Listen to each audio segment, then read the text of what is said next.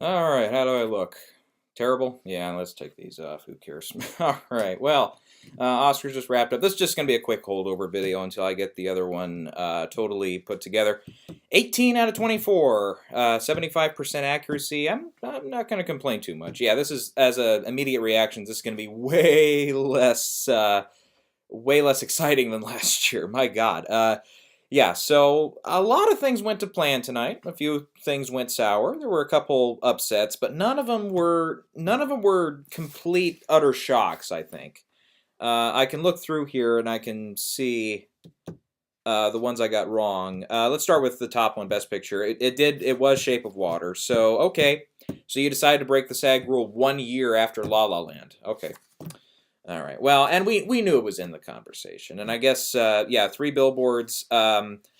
I was thinking part of the reason I was thinking that this whole backlash thing was maybe not as widespread was, number one, it had the support of the actors. It won three out of its four SAG awards.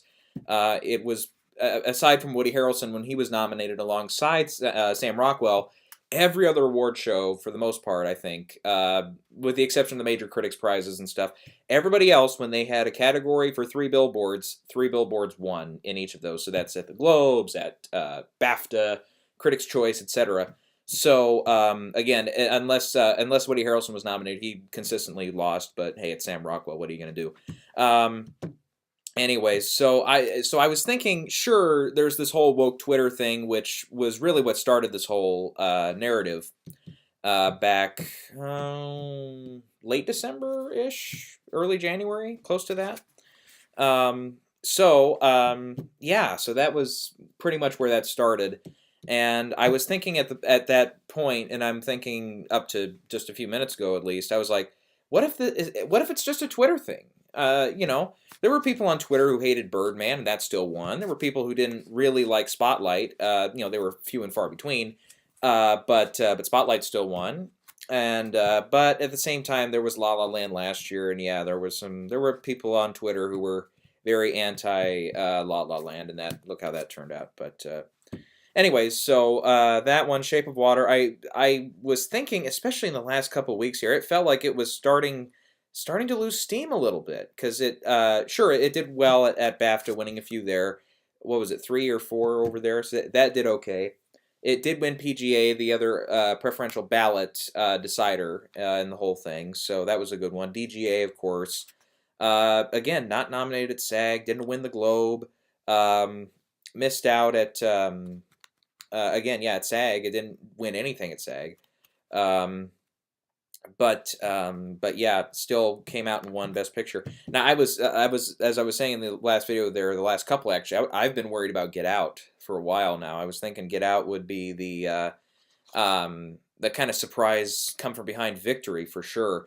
So yeah, that one. And again, when we were seeing all the applause tonight and all the cheers and everything, I was like, Get Out, and up to that last minute. Now I was thinking while the ceremony was happening, I was like, man, what if it is Get Out, and we've just been so underestimating it this whole time?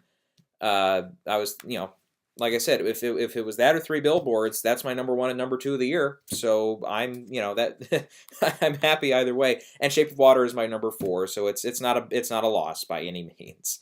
And I think it's a great movie to include for the Best Picture list. And like I've said it in a previous video a couple of months ago. I said, you've got the mute, you've got the African American woman, you've got the outsider, you've got the gay guy. Obviously, you've got the sea creature.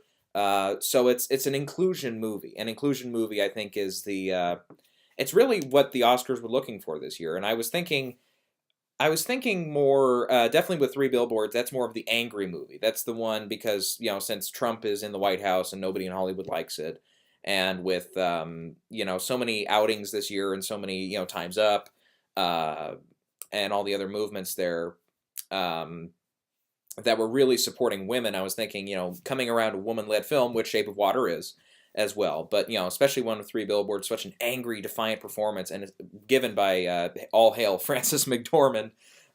She was a little wacky in her speech, but that's okay. But still, that's that it was one argument that made sense against another argument that totally made sense. So Yeah, this is why this is so difficult sometimes. Sometimes it's not like sometimes it's not a 12 Years a Slave thing, or well, actually, 12 Years a Slave, that was kind of a close battle between that and Gravity.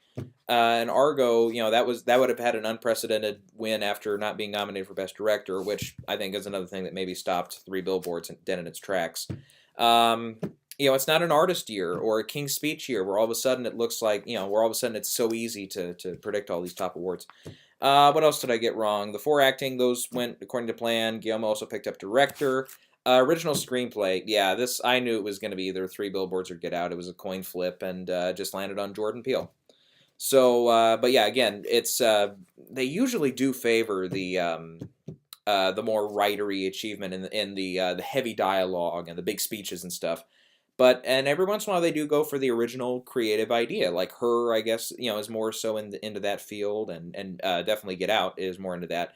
And it's less, and some people disagree, but I think the writing in Get Out was a little less witty than, say, something like Three Billboards or even something like Lady Bird, or especially something like Big Sick.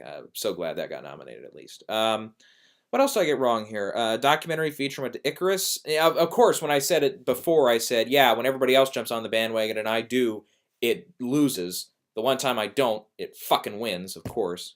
Fuck you, Icarus. I don't know. That's on Netflix. Maybe I'll catch that one sometime.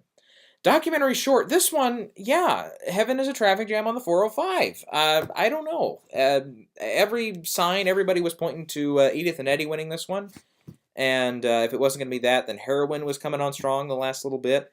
Yep, so I missed that one. Then I also missed live action short, which I think a lot of people did. It went to The Silent Child, which is another case where the Academy kind of looks bad. DeKalb Elementary being about school shootings and stuff, especially an elementary school shooting.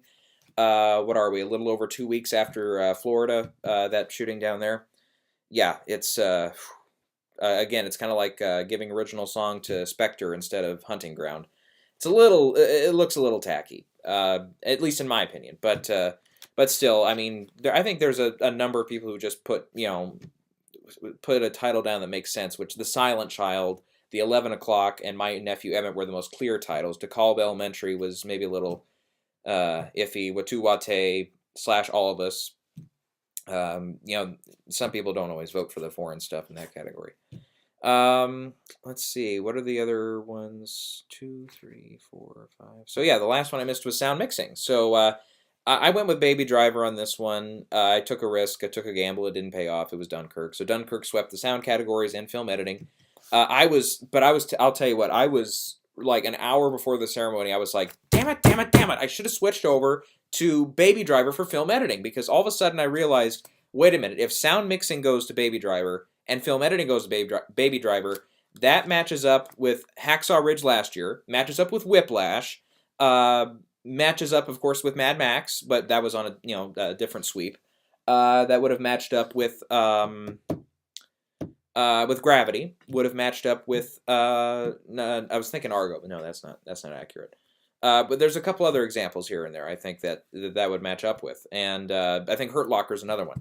So sometimes, and sometimes, like I said, if it's a tech category sweep, then those two are bound to match up. But anyways, but I was thinking, those, especially the last two examples there with Whiplash and Hacksaw Ridge, in a case where you've got a different film kind of winning different tech awards, then some of them match up, other ones don't. But yeah, that one I was kicking myself early on, and then it turned out it paid off, and Dunkirk won that one as well. Okay, so really those are the ones I missed. 18 out of 24. That's 75%. I'm happy with that. I think that's better than I did last year. I think I got somewhere in the 60s last year. But last year was pretty nuts. So I've got the live reactions are recorded. I'll spend a little time editing those. It was a fun show, I thought. I thought Jimmy Kimmel, he wasn't as spot on as he was last year, but he did a good job. The jet ski gag, I think, went on too long. They could have cut that a little bit at least. I mean, it's not as bad as the mystery box that what's his name, Neil Patrick Harris had a few years ago. That was a total disaster. This year they didn't need the Lake Havasu thing. They didn't need to consistently bring up who has the best time. It just would have been fun if Jimmy just said it once at the beginning, and then at the very end, if they brought out Helen Mirren, and I think it was Mark Bridges, the costume designer on Phantom Thread, who won, who had the shortest speech of the night. It would have been nice if they bring him out, yeah, at the very end like they did, but without mentioning it consistently. So yeah, so that one was a little irritating to me. I liked. For the most part, I thought the presenters did a good job too. Like I love Jennifer Lawrence and Jodie Foster together. That was awesome. Great. I mean, great back and forth with the whole her on crutches thing. That was great. Jane Fonda and Helen Mirren together, I thought was a good pairing. Yeah. Who else did I really like? Bringing out the Star Wars crew was nice. Mark Hamill had one of the funniest bits when he's like, "Please don't say La La Land. Please don't say La La Land." That was great. I got a kick out of that one. Of course, Warren and Faye at the end. Of course, just absolute classic. I mean, keep bringing them back. Keep bringing them back. That would be awesome. And you'll see it on the tape there. But I was kind of like, after they named everybody, I'm like, yeah. Okay. All right, I'll believe it when I see technicians on stage coming out with another envelope. But no, everything turned out good. And then Guillermo turned to the camera. He's like, he's like really excited. So I'm like, all right, yeah, you can see it. Yeah, you'll see it on the tape when I'm like, okay, thanks, Guillermo. So yeah, that was great. Guillermo meets Guillermo was great. They could have expanded on that. That would have been a great clip. I don't know where Matt Damon was tonight, but they did a very at the very end they did a joke where he said, "We're out of time. Sorry, Matt Damon," but. Yeah, he must be filming. Is he filming a movie somewhere? I guess, or he's out of town or something. But yeah, that was a missed opportunity. But of course, last year with Manchester being there, and he was a presenter too. So yeah, it was more opportune last year than this year. Which yeah, that's a missed opportunity. But maybe he wasn't available. Maybe there was something else. So okay. What else? The theater gag I thought was pretty good too. They could have grabbed a better guy at the end to try to introduce the next present. Oh yes, Tiffany Haddish and Maya Rudolph. That's another one. Yes, that was genius. Great pairing as well. And everybody on Twitter who I've read so far has been saying put them in a movie together. I'm like, I'll sign up for that. Yes, very good. I didn't see the Girls Trip movie, but yeah, everybody's just screamed about how great Tiffany Haddish was in that. So yeah, I'll give her the benefit of the doubt without seeing her, and I'll say yeah, give her that. That's good. Yeah, those two were together were very, very, very, very good. So I'm glad. That's another great pairing that they had. But yeah, the theater. Going back to the theater bit for a second, it was great. It was reminiscent of the selfie moment from a few years ago with Ellen, where at first she was just going to get a selfie with, I think it was Bradley Cooper at first, and then everybody piled in the same way that Jimmy's like, okay, let me just grab a couple of you guys, and then Margot Robbie and Armie Hammer and everybody else comes in. Now, he picked out two, and he kind of encouraged more people, but it was reminiscent of that selfie moment. I don't think it's as significant as the selfie. I mean, it's not going to make the headlines tomorrow, I don't think. But that was cool, and it was great to see people from different films come together and really be supportive of each other, if it was just even for a few seconds. And a good advertisement for another Disney movie, Wrinkle in Time. So ABC gets brownie points for that. So that was I mean, it was what was the bit they did last year? Or the tour bus coming in. That bit was okay. This bit was okay. Yeah, neither one of them I think go down as all-time classics, but between the two, I probably prefer the theater one, except for the last 20 seconds or so. But yeah, that was it was a fun show overall. And yeah, Jimmy, I noticed another thing. It was just on Twitter. I don't think he made a note of it during the show, but he supplied snacks for everybody, and he made a donation for each box of snacks to UNICEF for children. It was something like that. Yeah. I forget which one he noted the charity there, but I think it was some kind of children's charity, I think. So if it wasn't, yeah. So yeah, that was a good job there. Anything else? Well, one thing, and other people talk about this all the time. Who is it? Chris Beecham on Gold Derby is the main one who talks about this. But whenever you have a presenter who is in a film that's nominated in the category they're presenting. In this case, we had, what's their names? From Baby Driver, Ansel Elgort and Isa, is it Isa or Asa Gonzalez, who are from the film, presenting the sound categories, where Baby Driver is nominated for both, Dunkirk won both. And you can see, especially on Isa or Asa, whatever, however she pronounces the name, her face when she sees Dunkirk. I mean, she visibly is a little like Dunkirk. Just yeah, and that's something they've done that before. Like Matt Damon presented to Manchester last year. Amy Adams presented to Moonlight last year when Arrival was nominated.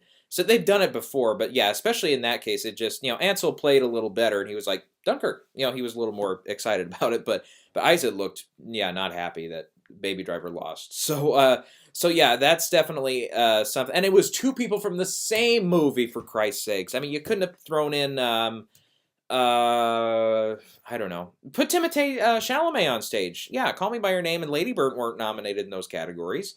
Yeah, Timothée and Isa would have been a good pair. Or even Timothée and Ansel Elgort together. That's another good pairing. That would have been great to see two young guys like that on stage. I think it would have been very cool. Who else? Daniel Kaluuya didn't get on stage today either. But he's becoming a very popular young actor now. I think he's under 30, I think. So that would have been good. Who else was nominated? Would have been a good pair there. Well, of course, I, Tonya wasn't nominated in the sound categories, but if we could have gotten Margot Robbie and Allison Janney on stage together, that would have been great. But yeah, I'm trying to think. Or Saoirse and Laurie Metcalf, too, as the mother and daughter teams. Or even if all four of them presented an award, that would be fun. Especially if they were in character. You had Saoirse up there all kind of stern, and Laurie and especially Allison just being bitches up there in character. And then you had... Margot up there trying to be the serious one. That would have been a great little 4-minute bit, but yeah, certain things can't happen like that. All right, what else do I have to talk about here? Let's go down a couple categories that were I was lucky on that I got right that were very tough calls. I was worried about original song. I went with Remember Me. That one won. But I was really, especially after the performance of This Is Me, which is, for me, the performance in the movie is better. But the performance tonight, it was a little, I mean, and obviously everybody gets a little, it's at the Oscars for crying out loud. So, of course, there's going to be some nervous tics, or it's going to not sound as good as it does in the finished product, but in the film. But Sufjan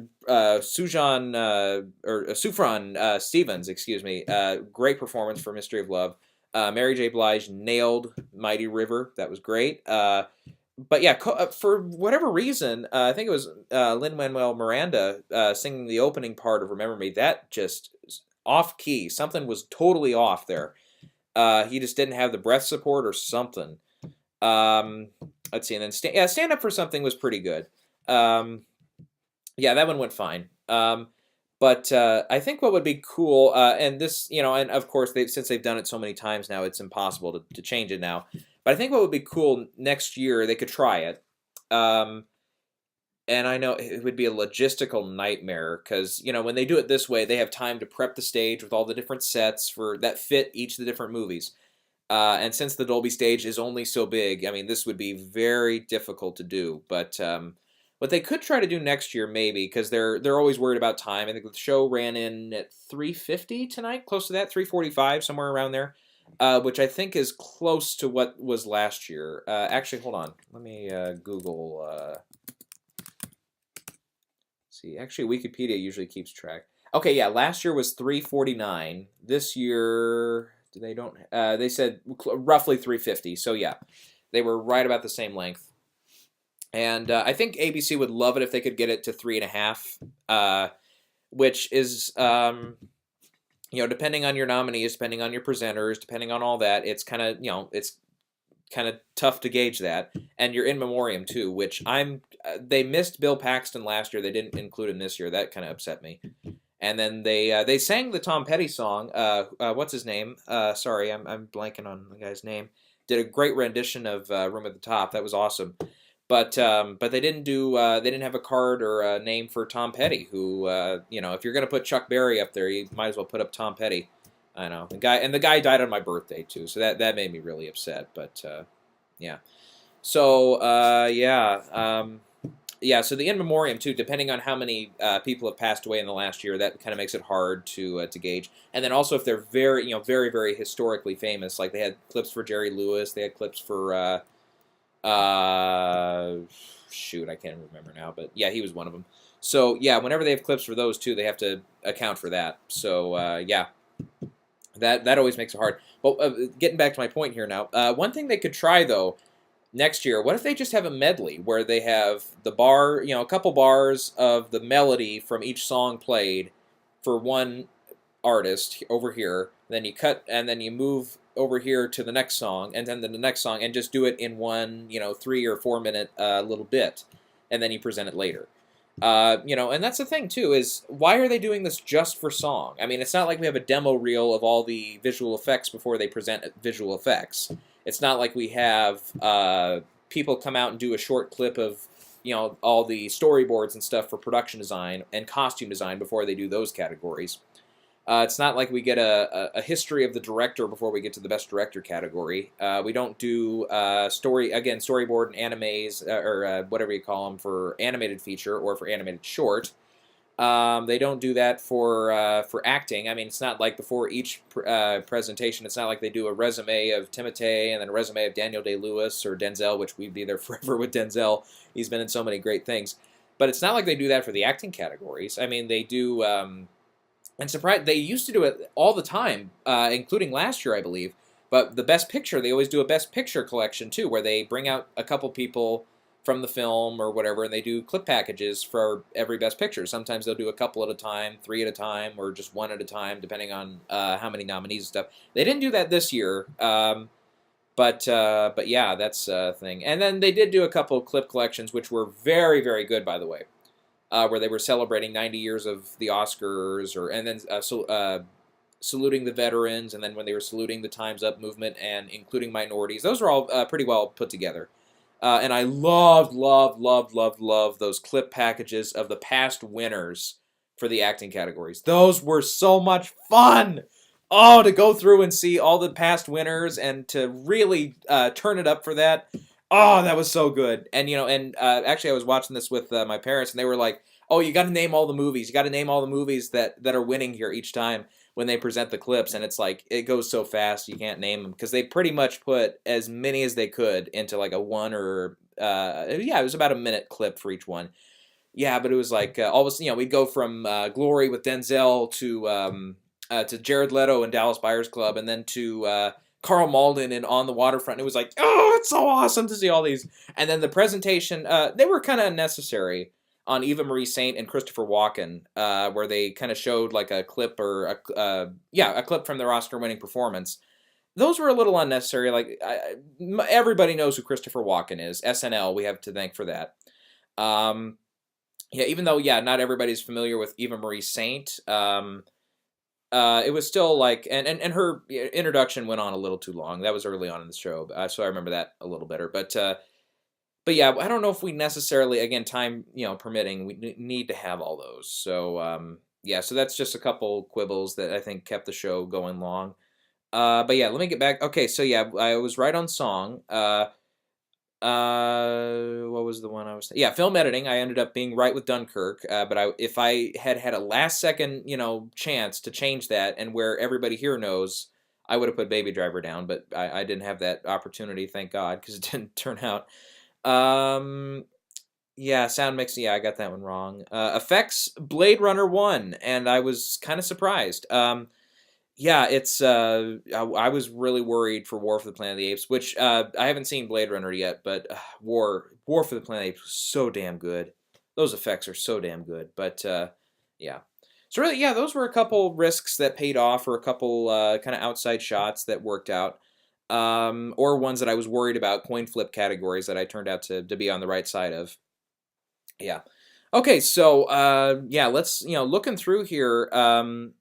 It's a few rules are broken, and we knew rules were going to be broken this year. Okay, so this is the first winner since Braveheart to win Best Picture without a SAG Ensemble nomination. First time in 6 years that we've had a Best Picture winner without picking up screenplay as well. The Artist was the last one.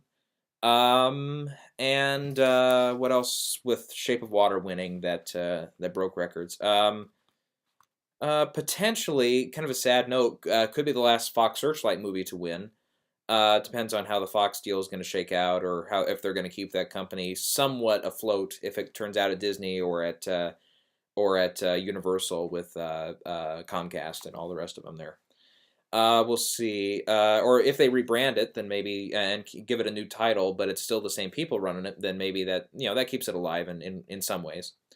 Yeah. Yeah, we knew a record was going to be broken. Get Out would be the first film in 3 years to win without an editing nomination. Three Billboards would have been the first one to win without a director nomination in 5 years. Lady Bird would have been the same with the editing rule. If Dunkirk had won, that would have been the first one I think since Grand Hotel to win without acting or screenplay nominations. Well, maybe did Cimarron not have any? Maybe. Going back, because the Greatest Show on Earth had a couple acting nominations. I think. That might be one too. I could double check. Yeah, for sure it would have been the first one in a long time. If that had won, so we knew there was something was going to happen here. Some kind of record was going to go down, and it's now the first time director and picture have lined up in 3 years since Birdman. So that rule of director and picture splitting has been broken now. Yeah, I was correct with the cinematography and visual effects lining up. That worked out. Yeah. Yeah, I mean, that's really all I've got to say here. Most of them turned out to be pretty predictable. Like the four acting categories worked out, adapted screenplay worked out, production design, costume design worked out, original score, makeup, foreign film. Yeah, some of these were easier calls than others. Animated was another easy call. Directing was an easy call for Guillermo del Toro. Yeah, really, I think the biggest upsets of the night really are arguably The Silent Child for live action short, Heaven is a Traffic Jam on the 405 for documentary short, Icarus for documentary feature. That's about it, because yeah, we knew it was going to be either not Shape of Water, Three Billboards or Get Out for screenplay, and we knew it was going to be for sound mixing, it was going to be either Baby Driver or Dunkirk, and for picture, we had it down. Really, most of us I think had it down to Get Out, Shape of Water, or Three Billboards. So we knew one of those three. So yeah, yeah. So yeah, arguably two upsets and three upsets, but they're all in those smaller categories that not everybody pays as much attention to. So yeah. I don't know what else do I have to say. Well, yeah, I wish for bragging rights, I wish I could have been right on this Three Billboards thing. That would have been awesome. So yeah, looking at it now, Del Toro wins two of his three bids here, and McDonough goes home empty-handed. Greta Gerwig goes home empty-handed. So now we get. Well, I'm sure we'll read some stories tomorrow and through the next week of people upset that Greta didn't win anything and that there weren't more female winners. You know. But again, that goes back to the argument I made a few episodes ago where I was talking about, hey, if you're just going to say, best female artist in this category, that's different than saying best, most of the time. Obviously, if it's a female who did the best job and she wins, then that's a win-win. But you're judging everything just on the work, not on the politics of it, not on the gender, not on the pay rate, nothing else. You're just judging it on the work. And I think for the most part, from what I've seen, I didn't see every last thing this year, so I can't judge 100%. But I can say for the most part, I think they got everything right. For the most part. I could quibble a little bit about Three Billboards and Get Out both losing picture. I could quibble a little bit about Jordan Peele winning screenplay and all the rest of them here. But it's fodder at this point. And really, they were all very very accepting and very great winners. Shape of Water, like I said, that's a great addition to the canon of Best Picture winners. Original screenplay for Get Out, that's a great original concept. Very well written by Jordan Peele. And that did go against my rule though. For most of the time, they give it to the playwrights or to the more famous writers instead of the actors turned writers, or in this case, directors, as well. So that's another rule that's broken, and that's something we can consider next time we have a situation like this. We can say, hey, remember when Get Out was in there and it won? So yeah. Yeah, that's the thing. Like I said in the previous video too, it's no, but it's very difficult to get this 100% correct. It's just really hard. Yeah, and we try our best. We try our best every year. Everybody tries to prognosticate these and does all the deep research and goes to all the films or as many as they can, like me. And without screeners, by the way. I don't cheat on screeners. I don't get them sent to me. But if you know anybody who does that, I'll take them. Saves me a couple bucks, and I get to, I won't share. I don't share them with anybody for sure, but it's just, makes it a little easier. But still, yeah. I think that's all I got to say for now. Yeah, that's all. We don't have to do a special editorial tomorrow where we go back frame by frame on Best Picture. We didn't have anything like that. But yeah, overall. Now, a couple questions maybe you might be curious about. So, is Jimmy Kimmel coming back next year? Too early to tell at this stage. I think he'd be the first time who hosts it 3 years in a row since either Billy Crystal or Johnny Carson, or of course Bob Hope back in the day. He hosted him pretty much every time when he could. Um, I don't know. I think he did a good job. We'll see what the ratings are in the next couple days. I'm sure the ratings are good. I mean, especially last year. After last year, I'm sure there's additional people who tuned in just for the curiosity factor.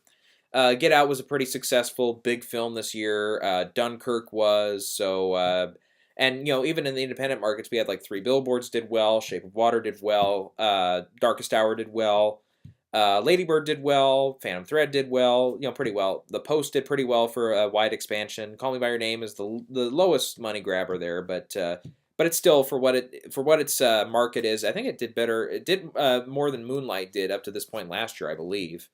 Before the Best Picture win, and then after that, it kind of got some additional grosses there. Yeah, so yeah, it's a little this is a little itchy. Sorry, it's a little difficult at this stage whether to tell if Jimmy Kimmel's coming back next year or not. But I think there's worse choices. You'd always go back to Franco and Anne Hathaway. Ugh, that didn't work out. Or Neil Patrick Harris, I'm sure. Yeah, no. Oh, anyways, so yeah, but again, it's too early at this stage. Now, also another thing, too, people might be asking is there anything right now tonight that we can look at on the radar and say, hey, look out for this next year at the Oscars? Okay, I'll cheat a little bit. Let me look at the schedule for what's coming out. But I know we have Steve McQueen, the guy who did 12 Years a Slave, not the other one.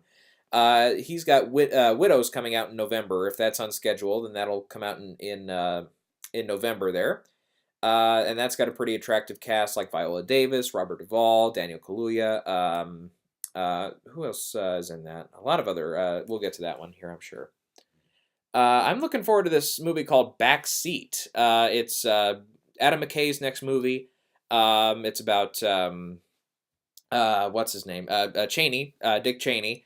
And actually, Sam Rockwell, Academy Award winner Sam Rockwell, is going to be playing George W. Bush. Academy Award winner Christian Bale is your Dick Cheney, and Amy Adams, 5-time nominee, is I think she's Dick Cheney's wife. But that's supposed to come out in December, like a similar run to what Big Short did a couple years ago. So we'll see how that does. Well, Black Panther's making a lot of money. That's making a lot of noise. I would keep an eye out for that one for the tech categories and hell, maybe even Best Picture. We've got. Well, I'm kind of curious about A Star Is Born, the new remake of that. Bradley Cooper's directing it. But then you've got Academy Award winner Eric Roth did the screenplay. You've got Lady Gaga's first big performance in that. Oh, of course. Sorry, I just totally skipped over this one. Damien Chazelle's coming back with First Man, the Neil Armstrong biopic, with Ryan Gosling, Claire Foy, Corey Stoll, Kyle Chandler. That's a pretty good cast. That comes out in October. What else? Let's see here. We've got Linklater's got a new one out with Where'd You Go, Bernadette.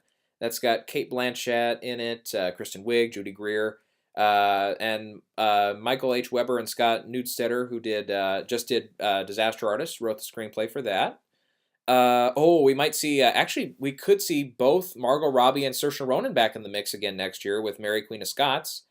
That kind of looks like this year's Darkest Hour, or kind of similar to Brooklyn. I think it's the same producing team. And it's Beau Willimon did the screenplay for that. Well, the first Girl with the Dragon Tattoo did okay at the Oscars. We've got Girl in the Spider's Web. That's supposed to come out in November.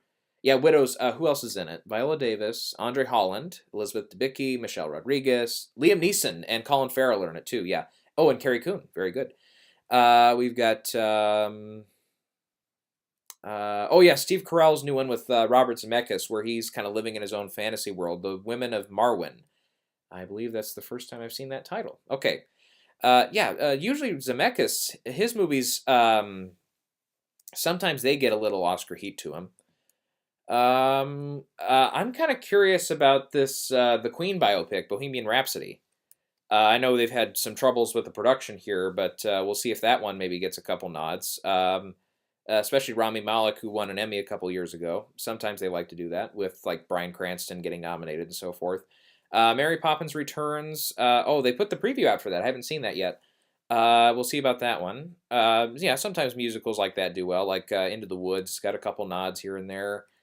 Okay, anything else at this point that I'm, looking at early on that kind of looks like something we might be talking about in 5 or 6 months' time?